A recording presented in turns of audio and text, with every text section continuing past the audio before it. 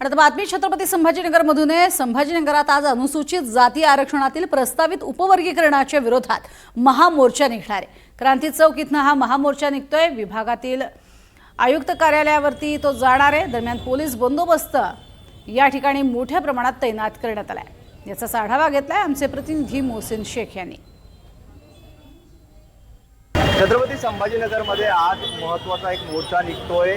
अनुसूचित जातीच्या आरक्षणाच्या प्रस्तावित उपवर्गीकरणाच्या विरोधातला हा मोर्चा आहे। आपण सध्या क्रांती चौकात आहोत आणि इथूनच या मोर्चाची सुरुवात होणार आहे।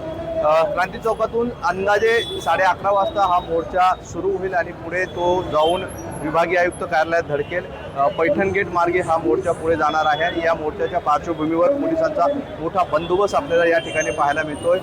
सध्या पोलिसांची परेड सुरू आहे। दंगा काबू पथक असेल किंवा वेगवेगळ्या पोलीस ठाण्यांचा अतिरिक्त पोलीस बंदोबस्त या ठिकाणी मागवण्यात आलेला आहे। SRPची एक तुकडी देखील या ठिकाणी मागवण्यात आलेली आहे।